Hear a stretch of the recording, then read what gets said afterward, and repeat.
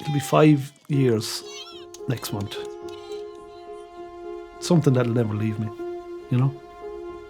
8 is 20. It's not real, you know, until it comes to your door. You know, life just changes in the flick of a switch. You can see the slide down. That's the heartbreaking thing about it. To lose a child is, in my view, the hardest thing that any parent will ever have to do. Every year, 400 families get the devastating news that their child has got a life-limiting illness. We got that news in 1998 with Cliona. These families are actually in a crisis, because we know what that crisis is. Cliona's foundation came along and just helped us when we really needed it. We want to be able to help them all, if they require our help, and a lot of them do.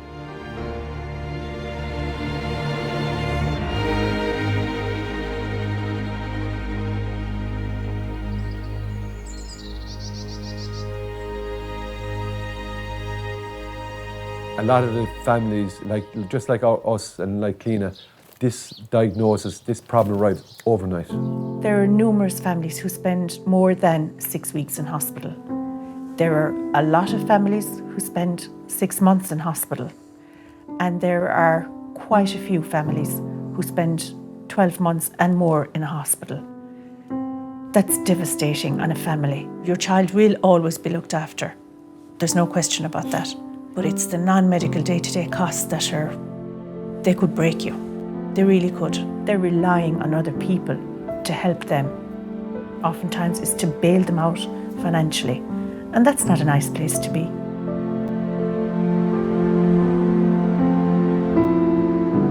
It's being able to afford to drive a car from Limerick to Dublin and do that on a regular basis. And it's being able to pay for your car parking when you get there. And being able to stay with the children in accommodation. One of the parents then probably will have to give up their job.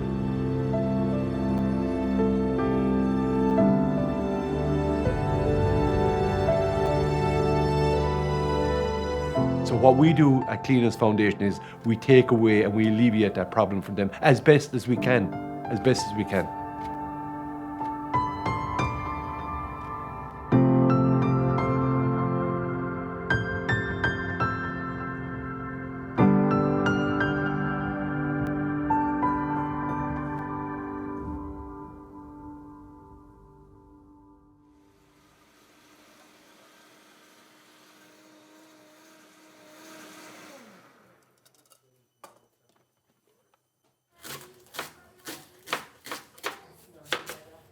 Up at about 5, 5:15 every day, and that's 7 days a week. That's Christmas Day, it's school days, it's whatever day. That's just life. If I'm in the bed at 7 o'clock in the morning, that's a lie-in for me.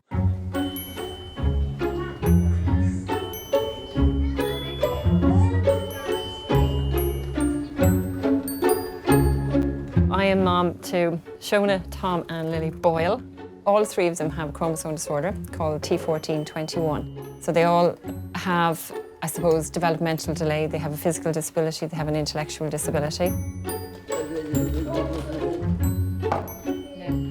A number of years ago, let's just say, my marriage broke up and I met Patrick. The first time I met Rita, I have to say this, like, it was her smile that just drew me to her. I had friends, close friends of mine, that were saying to me, like, do you know what you're taking on? Like, 3 kids with disabilities. The disability part didn't come into it, you know. If you love somebody and you take them for the full package. That's my view on it. So we've since had 2 kids. Will is 8 and Luke is 6. And thankfully they are neurotypical. The dynamic in the house with 5. So you have Tom, who's very placid. Shona likes to go around and help and be the boss. Lily likes to be the more development in the house, completely the better, you know, it's great crack. And then you have the two boys who are typical mad chaps. They are so good with Cliona, Tom and Lily. And they all have a fabulous relationship. It's tough to get time away together. Even myself and Rita, like, you know, to be honest with you, I don't know when the last time we actually were away together. I've nursed 7 nights a week, and I have nursed during the day. And then I also have 2 care staff. You know, some people might think, oh, sure, you have a nurse going in, have the day off. It doesn't work like that. It's more like a mini hospital here, to be honest with you, or a mini residential unit, whereas everybody is working, and I'm working as well. I'm part of the team. Busy, busy house. There's no quiet moment. And if there is a quiet moment, you're waiting for something to happen or go wrong as such. There's a routine, and if you follow it, you're fairly okay. You're not meant to get attached to them, but you know, you're in the door however long and you can't not become attached to the kids. I had Cliona quite young. I was 23 when I had Cliona. In your eyes, your child is perfect. You just don't see it, I suppose. She was about 3, I'd say, maybe 2, 3 kind of thing. You could really see it then when the speech didn't develop and the floppiness and everything like that. Then I became pregnant with Tom, and we were told it's probably a 10% chance of it happening because I was healthy and their dad was healthy, and we were young. Tom was about 3 when we got word that this is what they had, unbalanced translocation of 14 and 21. Then we went for testing as well, so I was the carrier. But it was such a rare diagnosis. To this day, we haven't actually come across with anyone who actually has the same exact translocation. You ready for the bumps again? Lily is kind of defying medical science at the minute and has been doing it for the last couple of years. For the amount of medical issues that she has and the severity of her medical issues, she actually should be sitting there or lying in her bed. Cliona has a very serious cardiac condition as well. She would need multiple surgeries and she wouldn't be able to cope with those. So from a cardiac point of view, she is a life-limiting case. Cliona Boyle, give me that arm. Ready? Up. You want to stay in your coat? You can see the slide down kind of thing. That's the heartbreaking thing about it. You know, that it's just, you can see the slide and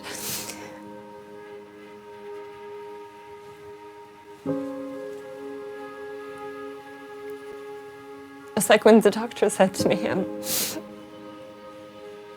just make sure she does something she likes doing every day. So I'm sorry.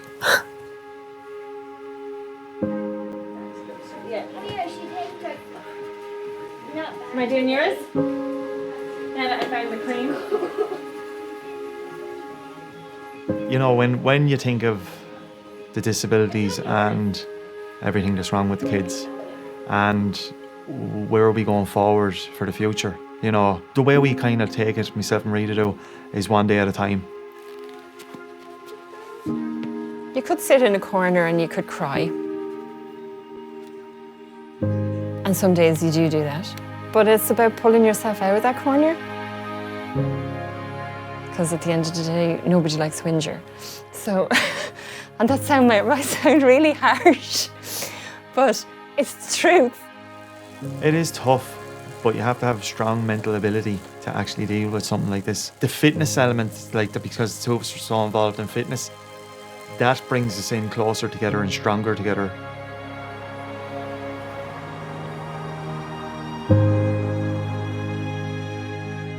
Did I ever in my life think I was going to get excited about a generator? Absolutely not.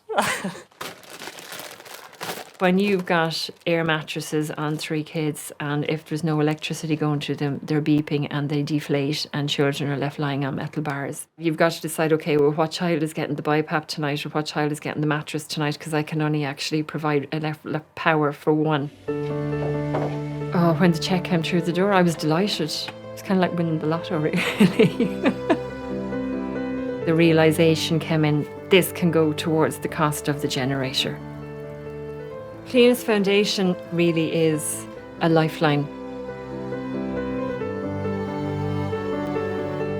They're unbelievable to go through what they've gone through, like, and be here still and still fighting, and every day is a new fight for them, like, you know. And they have an amazing fighter to fight their cases. She's a superwoman. She just doesn't have the cape. I honestly don't know any other person around like her. If someone said to me, like, would you go back 10 years and the first day you met Rita, would you change it? No, not for the world. They have enough in their life and they have to go through enough in their life. Yes, they have all their issues and everything, but they're happy. If you're not happy in yourself, you don't have anything really, so that's the way I look at it.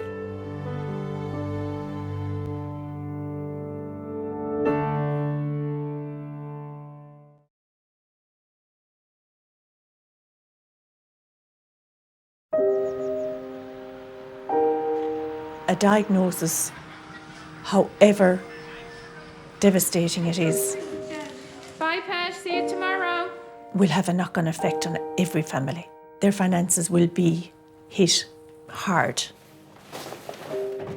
We received a letter yesterday where a mum in the Midlands has to travel to Dublin 4 times a week with her child.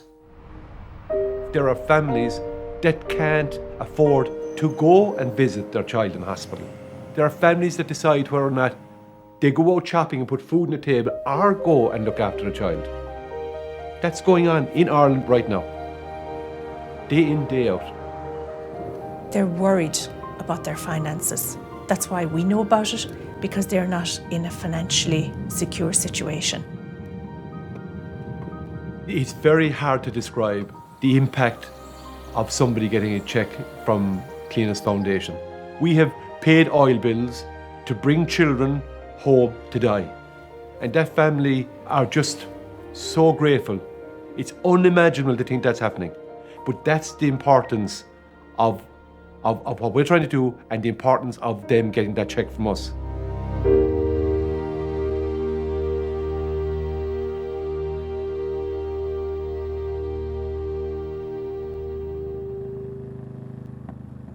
I've been driving motorbikes since I'm young. It's freedom. While you're riding, you've no worries. You're just riding and that's it.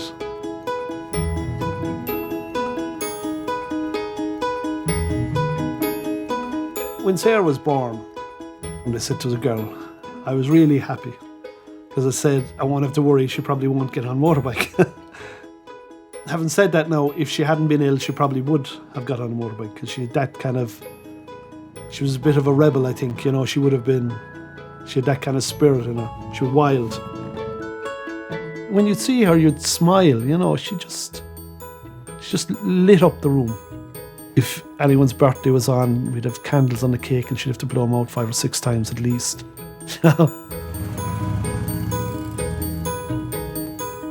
know I'm probably biased, but I think she was just unbelievably gorgeous.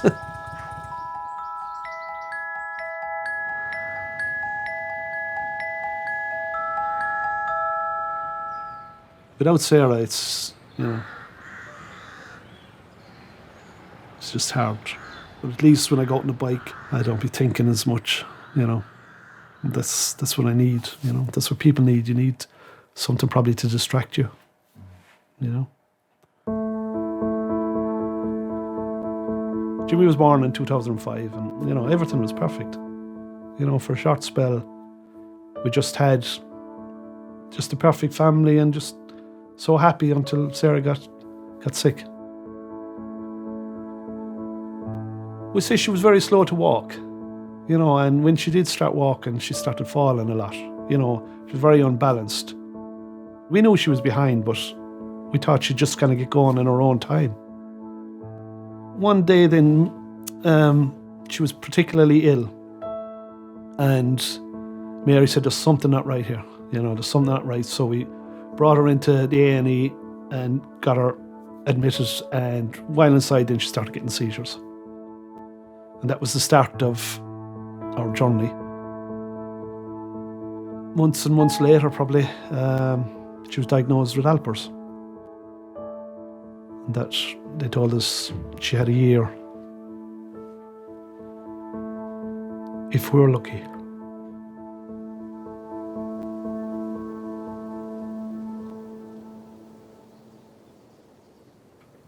I just looked it up and realised what it was. Like, it just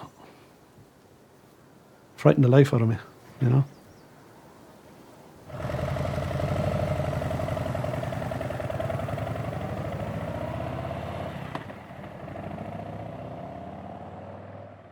When you find out about this first, you kind of, I suppose you grieve the life that, what kind of life could she have had? And like, how is this, how much it changed the whole family.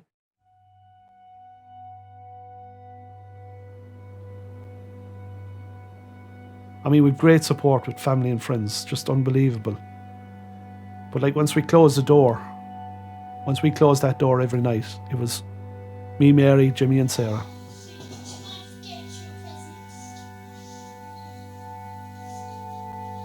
You see little things happening that, you know, you can see she loses some little ability, and then it starts to make it real. You all right, Sarah? Sarah? Sarah Crow? I mean, like the other one. She never saw her illness. She just stayed the same person that she was. She still loved her music and singing, and she'd still try her best to dance and play. Dear?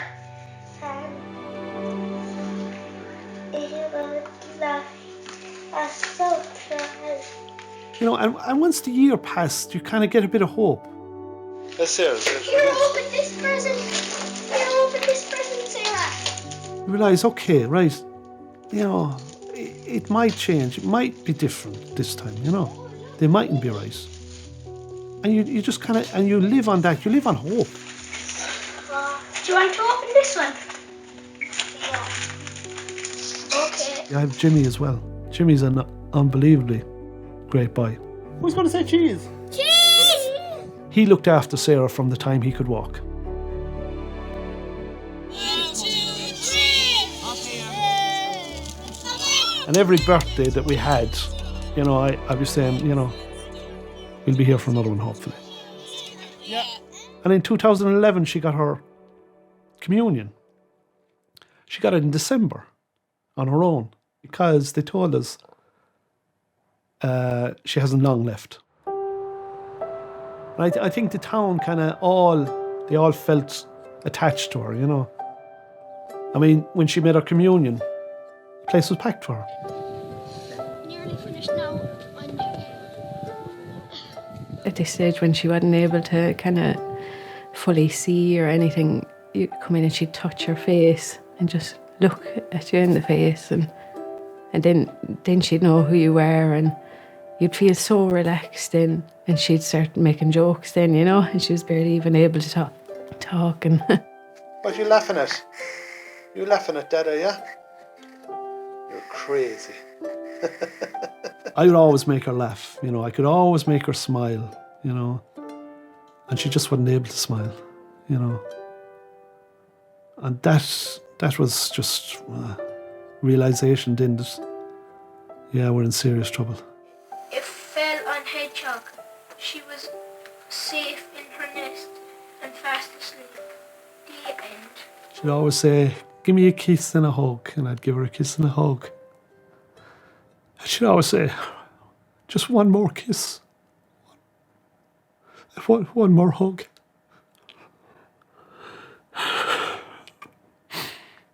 That was hard. from all of us on the outside looking in, she loved her life. You did everything.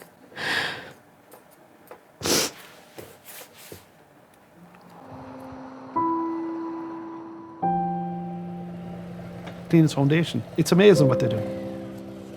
I'm friends with Brendan and Terry now. They're just brilliant people. And they went through, they lost Cliona, you know. They lost their own daughter, and they know what it's like. Hi, Brendan. You well? David Crowe, amazing guy. I've gotten to know him quite well. We never knew this family, we just connected with them. I suppose, and I hope David would mind me saying, we all kind of knew that maybe Sarah wouldn't survive her illness. And that bond, because we had lost Cliona as well, it's very strong. Like, I'd take time off work. Mary was off work when Sarah got sick first, and up and down to Dublin, and you know, the small things, like, you know, you're spinning all the time, and that's why we're here. I can talk to my friends about Sarah and when she was alive and her condition, but the fact that they weren't going through it, you have that bond with someone else that is in a similar situation. I appreciate being able to ring you and say, because you need to be able to talk to someone who has gone through what you've gone through. Don't get me wrong, Dave. You're doing that too for families. You're doing that for me. It's not all one way. Like, yeah, I know. Do you know what I mean? Yeah. Because we have the charity in Cliona's name, I'm not here going, everything is fantastic. Yeah, it's not. It's not, yeah. I feel all those same things. Yeah. Absolutely.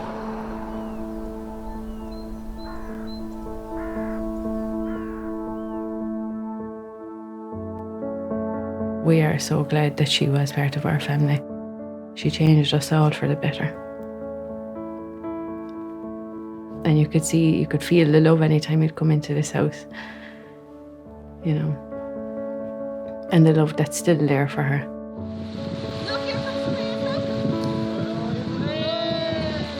When I researching about Alpers, like, you know, they were kind of saying a lot of kids don't go beyond 10. But Sarah was 12 and a half when she passed. Doctors would say, no, she won't. This is it now. And each time she pulled through. It'll be 5 years next month, you know, in March. You know, and it's just still something that'll never leave me, you know. Always someone missing, you know. And that'll always be there. That'll never leave.